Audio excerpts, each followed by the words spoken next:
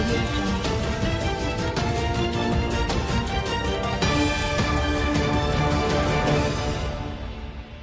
News 24 এর এখনকার সর্বশেষ সংবাদে আপনাকে স্বাগতম।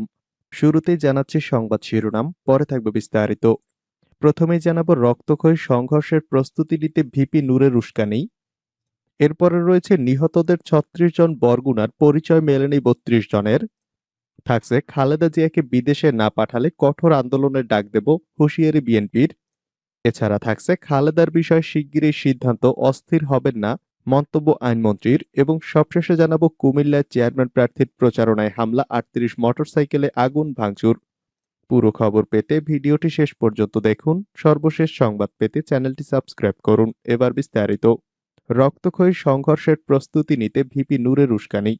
দেশের রক্তক্ষয়ী সংঘর্ষ বাধাতে উস্কানিমূলক বক্তব্য দিয়েছেন যুব অধিকার পরিষদের সদস্য সচিব ও ডাকসুর সাবেক ভিপি নুরুল হক নূর।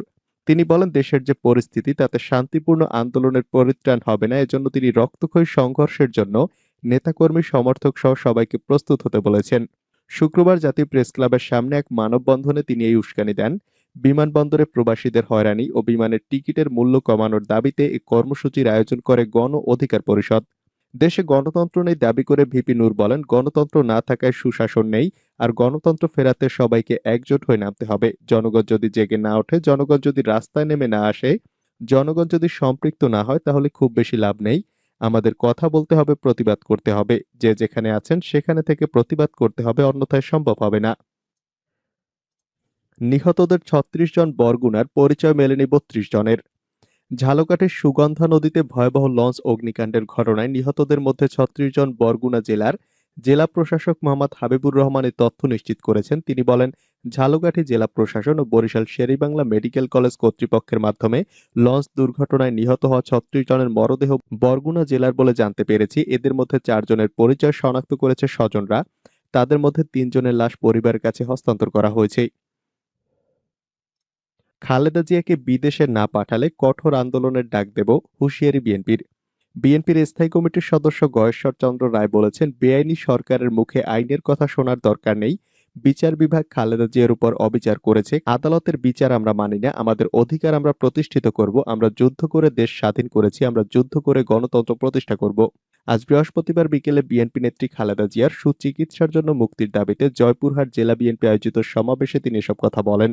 তিনি বলেন, অবিলম্বে খালেদা জিয়াকে বিদেশ পাঠানোর অনুমতি না দিলে কঠোর আন্দোলনের ডাক দেওয়া হবে। এজন্য তিনি নেতাকর্মীদের প্রস্তুতি নিতে পাড়া মহল্লায় সংগঠিত থাকার আহ্বান জানান। খালেদার বিষয়ে শিগগিরই সিদ্ধান্ত, অস্থির হবেন না, মন্তব্য আইনমন্ত্রীর। বিএনপি চেয়ারপারসন খালেদা জিয়ার বিষয়ে শিগগিরই সিদ্ধান্ত জানিয়ে দেবেন বলে জানিয়েছেন আইনমন্ত্রী আনিসুল হক। তিনি বলেন, কিছুদিনের মধ্যে আপনারা দেখতে পাবেন। এটা নিয়ে অস্থির হওয়ার কিছু নেই। আমি একটি কথা আপনাদের পরিষ্কার করছি, আগেও বলেছি, আমি এখনো বলছি, আগে যে দুবার ছিল আমি তা অত্যন্ত তাড়াতাড়ি সিদ্ধান্ত দিয়েছি। আজ শুক্রবার বিকেলে ঢাকা বিশ্ববিদ্যালয় বাংলাদেশ আইন সমিতির ৩৫তম বার্ষিক সম্মেলনের উদ্বোধনী অনুষ্ঠানে প্রধান অতিথির বক্তৃতায় তিনি এসব কথা বলেন। মন্ত্রী বলেন, এখন আমার সঙ্গে বিএনপির ১৫ জন আইনজীবী দেখা করেছিলেন। তারা যে কথাগুলো আমাকে বলেছেন তার কোনো আইনি ভিত আছে কিনা আমি পুঙ্খানুপুঙ্খ রূপে খতিয়ে দেখছি। আইনের উপর ভিত্তি করে যে ব্যাখ্যা সঠিক এবং সে সিদ্ধান্তে উপনীত হয়েছি, আপনারা শিগগিরই আমার সিদ্ধান্ত জানতে পারবেন। কুমিল্লায় চেয়ারম্যান প্রার্থীর প্রচারণায় হামলা, ৩৮ মোটরসাইকেল আগুন ভাঙচুর। কুমিল্লার বরুড়া উপজেলার ঝলম ইউনিয়নে স্বতন্ত্র প্রার্থী নুরুল ইসলামের নির্বাচনী প্রচারণার সময় তার গাড়িবহরে হামলা ও ভাঙচুরের ঘটনা ঘটেছে। এ সময় কমপক্ষে ১৫টি মোটরসাইকেল জ্বালিয়ে দেওয়া হয়েছে, ভাঙচুর করা হয়েছে ২৩টি গাড়ি। শুক্রবার সন্ধ্যায় ইউনিয়নের ঢেউয়াতলী এলাকায় এ ঘটনা ঘটে। ঘটনার জন্য নৌকার প্রার্থী খায়রুল এনাম ইয়াকুবের লোকজনকে দায়ী করেছেন আনারস প্রার্থী নুরুল ইসলাম। ব্রাহ্মণবাড়িয়ায় ক্রিকেট খেলা নিয়ে দুই গ্রামবাসীর সংঘর্ষ, পুলিশ সহ আহত ২০। ব্রাহ্মণবাড়িয়ার সরাইল উপজেলা সদরে ক্রিকেট খেলা নিয়ে বিরোধের জেরে দুই গ্রামবাসীর মধ্যে সংঘর্ষে ৫ পুলিশ সদস্য সহ অন্তত ২০ জন আহত হয়েছেন। শুক্রবার দুপুরে উপজেলার সদর ইউনিয়নের সৈয়দটুলা, খন্দকারপাড়া ও কুট্টাপাড়া ডাইনপাড়ার লোকজনের মধ্যে এ ঘটনা ঘটে। এ ঘটনায় জড়িত ৩ জনকে আটক করেছে পুলিশ। সংলাপের নামে লোক দেখানোর সময় পার করছে সরকার, মন্তব্য চরমোনাই পীরের। ইসলামী আন্দোলন বাংলাদেশের আমির মুফতি সৈয়দ মোহাম্মদ রেজাউল করিম চরমোনাই পীর বলেছেন, নির্বাচন কমিশন গঠনের জন্য সংবিধানের ১১৮, ২৬ ধারায় আইন প্রণয়নের জন্য সুস্পষ্টভাবে বলা আছে, অথচ সরকার আইন প্রণয়ন না করে প্রতিবার জাতীয় নির্বাচনের আগে রাজনৈতিক দলগুলোকে নিয়ে রাষ্ট্রপতির সাথে কথিত সংলাপের নামে লোক দেখানো অর্থহীন সময় পার করছে। রাজনৈতিক দলগুলোর দেয়া কোনো প্রস্তাবের তোয়াক্কা না করে নিজেদের আজ্ঞাবহ পকেট কমিশন গঠন করে পুনরায় ক্ষমতায় যাওয়ার সব বন্দোবস্ত করে। রাষ্ট্রপতির অতীতের সবকটি সংলাপ বিশ্লেষণ করলে তা সহজেই অনুমেয়। সংলাপের নামে সব ভাওতাবাজি বাদ দিয়ে সংবিধান অনুযায়ী নিরপেক্ষ ও স্বাধীন নির্বাচন কমিশন গঠন করে সুষ্ঠু ও গ্রহণযোগ্য নির্বাচন দেওয়ার জোর দাবি জানাচ্ছি। লঞ্চে আগুন, নিহতদের পরিবার প্রতি ১.৫ লাখ টাকা সহায়তার ঘোষণা। ঝালকাঠির সুগন্ধা নদীতে এমভি অভিযান ১০ লঞ্চে ভয়াবহ অগ্নিকাণ্ডে নিহতদের প্রত্যেকের পরিবারকে ১.৫ লাখ টাকা করে দেয়া হবে বলে জানিয়েছেন নৌ পরিবহন প্রতিমন্ত্রী খালিদ মাহমুদ চৌধুরী। শুক্রবার হাসপাতালে চিকিৎসাধীন দগ্ধ ব্যক্তিদের দেখার পর সাংবাদিকদের একথা জানান প্রতিমন্ত্রী। এদিকে বরগুনা জেলা প্রশাসনের পক্ষ থেকে ঘোষণা দেওয়া হয়েছে, নিহতদের লাশ দাফনে প্রত্যেকের পরিবারকে ২৫,০০০ টাকা করে আর্থিক সহায়তা দেওয়া হবে। জেলা প্রশাসক হাবিবুর রহমান শুক্রবার গণমাধ্যমকে বলেন, যেহেতু লঞ্চটি বরগুনায় আসছিল তাই ধারণা করা হচ্ছে নিহত ও আহতদের অধিকাংশ এ জেলার বাসিন্দা হবেন। নিহতদের প্রত্যেকের পরিবারকে ২৫,০০০ টাকা করে আর আহতদেরকে সর্বোচ্চ ১৫,০০০ টাকা পর্যন্ত আর্থিক সহায়তা আমরা জেলা প্রশাসন থেকে দেব। তত্ত্বাবধায়ক সরকারের দাবি নুরুল হকের। ঢাকা বিশ্ববিদ্যালয় কেন্দ্রীয় ছাত্র সংসদের সাবেক ভিপি ও গণ অধিকার পরিষদের সদস্য সচিব নুরুল হক জানান, দলীয় সরকারের অধীনে কোনো নির্বাচন নয়, জনগণের ভোটের মাধ্যমে সরকার পরিবর্তনের যে ব্যবস্থা ছিল সেই তত্ত্বাবধায়ক সরকার ব্যবস্থা ফিরিয়ে আনতে হবে। আজ শুক্রবার বেলা ১টার দিকে রাজধানীর জাতীয় প্রেস ক্লাবের সামনে এক মানববন্ধনে নুরুল হক এসব কথা জানান। প্রবাসীদের বিমানবন্দরে হয়রানি ও বিমানের টিকিটের মূল্য বৃদ্ধির প্রতিবাদে বাংলাদেশ যুব অধিকার পরিষদ এ মানববন্ধনের আয়োজন করে। মানববন্ধনে নুরুল হক জানান, দেশে যে নৈরাজ্য চলছে এ নৈরাজ্য থেকে সহজে কোনো পরিত্রাণ নেই। রাজপথে রক্ত দেওয়া ছাড়া, রক্তক্ষয়ী সংঘর্ষ ছাড়া শান্তিপূর্ণ কোনো উপায়ে এ থেকে পরিত্রাণ পাওয়া যাবে না। সরকার সব পথকে বন্ধ করেছে, তারা জোর করে ক্ষমতায় আছে। নুরুল হক বলেন, আমরা যদি জনগণের অধিকার প্রতিষ্ঠা করতে চাই তাহলে রক্ত দেওয়ার জন্য আমাদের রাজপথে নামতে হবে। সুশাসন ছাড়া এর নৈরাজ্য বন্ধ হবে না। তিনি জানান, সরকারি হাসপাতালগুলোতে সেবা পেতে হলে মানুষকে পদে পদে ভোগান্তির শিকার হতে হয়। এর কি কোনো উত্তরণ ঘটেছে? দীর্ঘদিন ধরে একই চিত্র আমরা দেখে আসছি, তাই বলবো প্রতিবাদ করতে হবে। যে যেখানে অন্যায় দেখবেন সেখান থেকেই প্রতিবাদ করুন। নুরুল হক আরো জানান, দেশে একটি নৈরাজ্যের মধ্য দিয়ে যাচ্ছে। রাজনীতির নামে দুর্বৃত্তায়ন হয়েছে এদেশে। সম্বলহীন অনেকে রাজনীতি করে কোটিপতি হয়েছেন এদেশে। মানববন্ধন থেকে বিমানবন্দরে অব্যবস্থাপনা বন্ধ এবং বিমান টিকিটের দাম না কমালে সংশ্লিষ্ট মন্ত্রণালয় ঘেরাও করার কর্মসূচির ঘোষণা দেন নুরুল হক নূর। মাঝ নদীতে লঞ্চে ভয়াবহ আগুন, মৃতের সংখ্যা বেড়ে ৪০। শুক্রবার সকালে Jhalakathi fire service and civil ডিফেন্সের স্টেশন অফিসার শহীদুল ইসলাম গণমাধ্যমকে বিষয়টি নিশ্চিত করেছেন।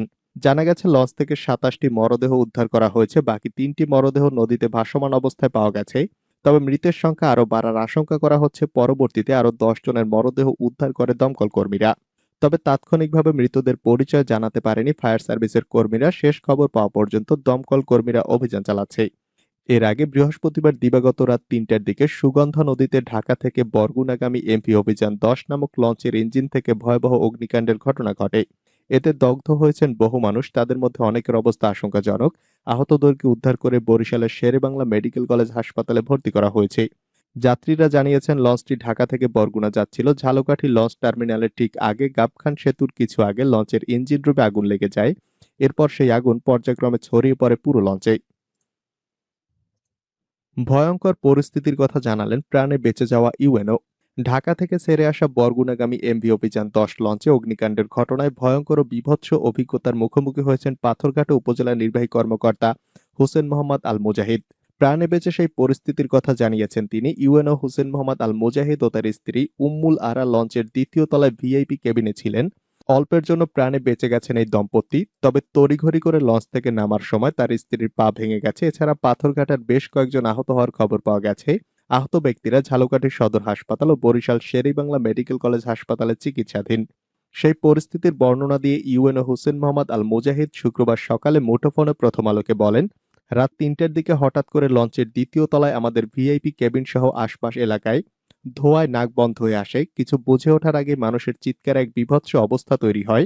এ সময় স্ত্রী উম্মুল আরাকে নিয়ে কত দ্রুত ও কিভাবে যে লঞ্চের সামনের দিকে নেমে এসেছি তা বলে বোঝাতে পারবো না। এরই মধ্যে ঝালকাঠির দিয়াকুল গ্রামের নদীর তীরে লঞ্চটি ভেড়ানো হলে আমরা দ্রুত নেমে পড়ি।